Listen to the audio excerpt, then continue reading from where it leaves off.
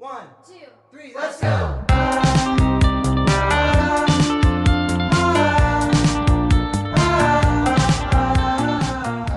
Assalamualaikum warahmatullahi wabarakatuh. Halo semuanya, jumpa kembali dalam mata kuliah Filsafat Pendidikan Islam.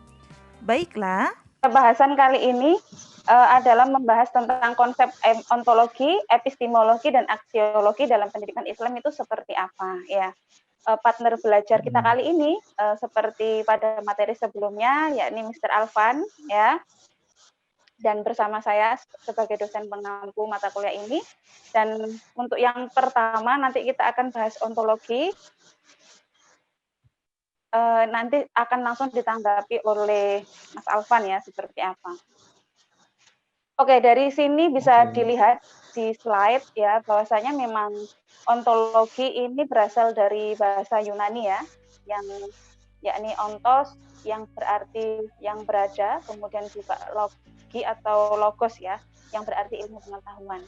Dan pertama kali ini memang diperkenalkan oleh Rudolf Goclenius ya pada tahun 1636 Masehi untuk bisa juga dinamai sebagai teori tentang hakikat yang ada yang bersifat metafisik. Oke, kita coba kaitannya dengan ontologi sebagai salah satu dimensi dalam filsafat ya, itu kita sederhananya bisa memahami ontologi itu seperti apa, Mas? Tadi kan kalau ontologi itu memang benar tadi dari kata on dan ontos, on atau ontos bahasa Yunani itu artinya keberadaan. Being, bahasa lainnya being atau ada, dan logi itu ilmu pengetahuan, berarti ontologi itu adalah ilmu tentang keberadaan. Jadi secara umum ontologi itu diartikan sebagai the theory of being qua being, yaitu teori tentang keberadaan sebagai keberadaan, ada sebagai ada, wujud qua wujud, itu yang terkenal di filsafat tentang ontologi itu. Memang enggak absurd sih, dalam artian karena ontologi ini berpijak pada paling awal dalam filsafat itu tentang ada dulu nih, baru apa kan. Ada itu juga bisa berarti hakikat, keberadaan, kemudian realitas. Nanti juga bisa masuk kalau keberadaannya itu terkait dengan hal-hal yang non fisik, namanya metafisika. Kalau hal-hal yang konkret dan nyata berarti nanti jadinya fisika, tapi fisika berarti masuk ke dalam keberadaan, karena ada sendiri itu juga tidak bisa dibatasi secara fisika kan, ada itu.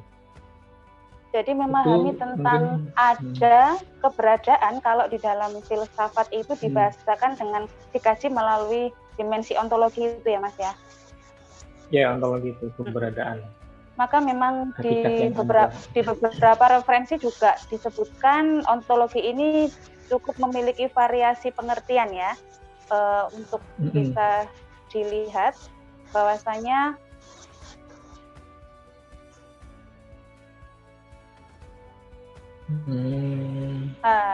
beberapa pengertian yang muncul ya tentang ontologi itu sendiri, bahwa dikatakan memang dia sebagai cabang filsafat yang membicarakan prinsip paling dasar atau dalam dasar dan atau dalam dari segala sesuatu yang ada. Dan dimensi filsafat ini juga mencoba menyelidiki jenis dan hakikat ada, yaitu ada baik secara individu maupun ada secara umum. Ya, ada yang terbatas, ada yang tidak terbatas. Ini apakah memang ada variasi pemahaman tentang ada? Ya. Ada individu umum ini seperti apa, Mas? Ada yang terbatas dan tidak terbatas. Ada yang universal, ada yang mutlak. Ya, termasuk di dalam bahasan tentang kosmologi dan juga metafisika. Ini sudah mulai muncul banyak istilah ya, yang mungkin bagi para pemula itu akan cukup sulit untuk memahami konsep ada ini. Mungkin bisa dibantu Mas Alvan untuk penjelasan tentang ada. Ada sebagai sebuah diskursus keberadaan itu memang nantinya juga tergantung beberapa pemikiran filosof yang berbeda-beda dalam menjelaskan tentang keberadaan, tergantung pengalaman dari masing-masing filosof kan. Makanya ontologi itu, misalnya saya contohkan Thales, the philosopher yang paling awal, klasik dari Yunani di di mana ya, Miletos, gitu kan. Jadi bukan di Athena tapi Miletos Yunani. Jadi ada dua aliran filosof. Kalau Socrates, Plato itu kan di Athena. Nah kalau filosof paling awal di filosof alam itu di Miletos. Nah itu dia mengatakan ontologi itu sebagai the ultimate substance. Jadi sebagai ultimate reality, hakikat paling ultim, paling utama kan sebuah realitas itu. Nah, Thales ini berpendapat bahwa yang paling utama itu adalah air. Jadi asal semua benda itu air. Nah, ini kan menjadi dibatasi, maksudnya tentang keberadaan asal muasal alam semesta menurut Thales adalah berasal dari air. Kenapa? Karena yang paling banyak di dalam manusia kan misalnya adalah air. Kemudian di laut juga lebih luas daripada daratan. Artinya laut itu berisi air. Maka Thales ini berpendapat bahwa the ultimate substance itu atau ultimate reality itu berasal dari air. Nah, ini makanya berbeda-beda kan. Ada itu menurut bagi siapa dulu, maka bagi beberapa kalangan nanti ada ini terkait dengan juga bagaimana mereka mendapatkan pengetahuan tentang ada itu. Kalau kaum materialis misalnya nanti kan untuk empiris cenderung membatasi ada itu hanya pada sesuatu yang dapat dirasakan melalui pengalaman panca indera misalnya. Jadi kalau yang tidak bisa dilihat dengan mata, nggak bisa dirasakan dengan tubuh manusia, itu dianggap sebagai tidak ada. Itu salah satu beberapa perbedaan pandangan tentang ada. Nah, ilmu tentang keberadaan itulah disebut sebagai ontologi. Tentang eksistensi, ya. Oke, terima kasih penjelasannya.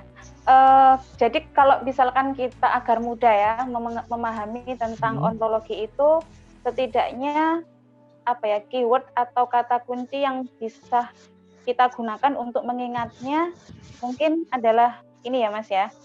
Jadi itu adalah kata kunci untuk mengingat ontologi, ya ini ada, kemudian hakikat dan juga metafisika. Nah, tadi ada sudah banyak dijelaskan. Selanjutnya kalau ontologi juga bicara tentang hakikat. Hakikat itu sendiri itu seperti apa, Mas? Hakikat itu sesuatu tadi yang kuah tadi loh. Being, kuah being. Jadi sesuatu itu sebagaimana sesuatu itu kan kita senantiasa melihat sesuatu itu kan tidak sebagaimana sesuatu itu kan. Nah, hakikat itu adalah maksudnya sesuatu itu sebagaimana sesuatu itu. Misalnya gimana? Warna putih misalnya kan. Kan selama ini kita melihat warna putih itu yang ada di tembok, yang ada di baju, yang ada di mana langit, awan misalnya kan, di kertas. Tapi kita kan belum, maksudnya kita warna putih sebagai putih itu kan hanya ada di dalam konsep manusia itu. Nah itulah hakikat warna putih. Nah itu yang mana dari hakikat kan. Misalnya hakikat ada sebagai ada, sedangkan ada sendiri kan kita melihat ada itu sebagai sesuatu pasti kan, sebagai sesuatu bentuk. Ada misalnya laptop ini ada, buku ada, jadi sama-sama ada. Tapi kan ada sebagai ada itu Itulah ontologi, hakikat dari sesuatu itu. Sesuatu sebagaimana sesuatu. Kemudian yang ketiga tadi Misalnya, kita bisa mengingatnya dengan kata metafisika, ya. Ini juga bagian dari untuk memahami ontologi itu ada metafisika. Singkatnya apa, Mas? Metafisika itu artinya secara bahasa adalah di atas fisika.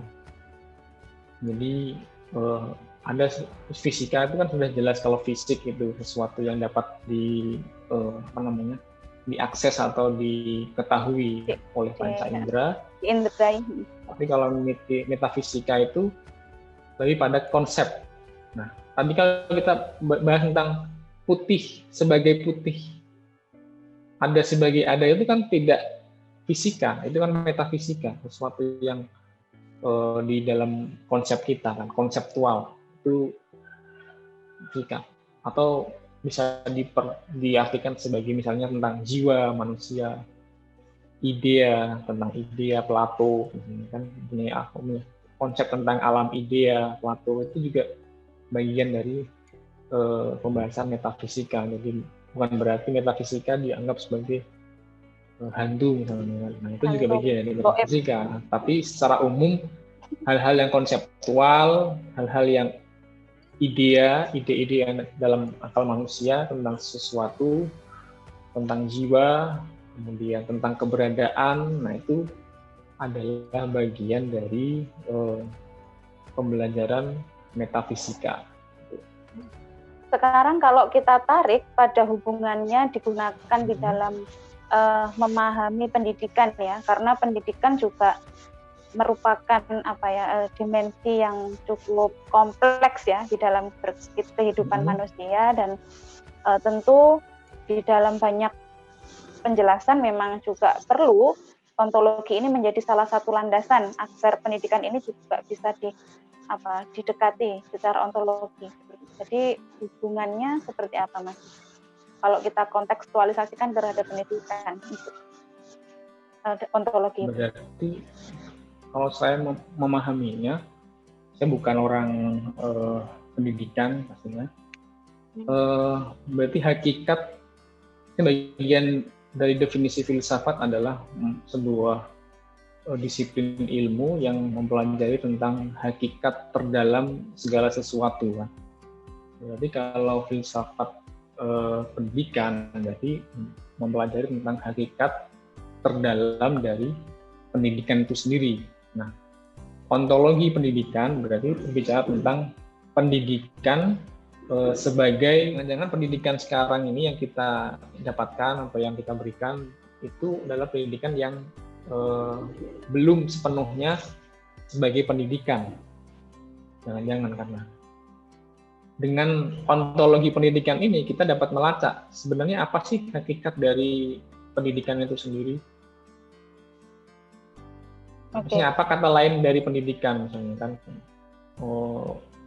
Pendidikan kata lainnya kan misalnya mengajar, itu juga harus dibedakan.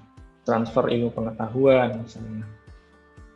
Dalam hubungannya pendidikan ditinjau dengan ontologi ini memang tadi ya, kita menggali persoalan tentang hakikat keberadaan pendidikan, ya, di mana kalau dari fakta tentang pendidikan itu sendiri, tentu pendidikan selalu berada pada hubungannya dengan eksistensi kehidupan manusia kan.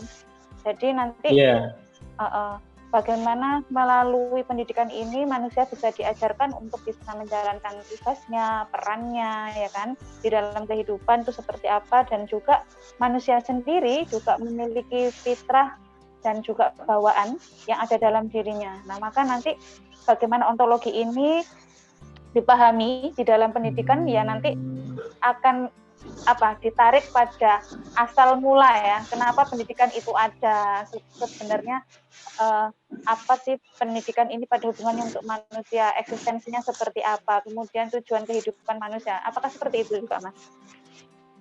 Itu bisa juga dipahami seperti itu, artinya menggunakan beberapa prinsip-prinsip yang ada di dalam diskusi tentang aliran ontologi sebagai tema dari pendidikan, ya kan? Misalnya dalam ontologi itu juga membahas tentang jiwa, misalnya kan, atau asal muasal manusia, sebab akibat manusia. Nah itu, dan itu dijadikan sebagai tema pendidikan. Nah, kalau yang saya lihat pertama tadi kan ontologi dilihat sebagai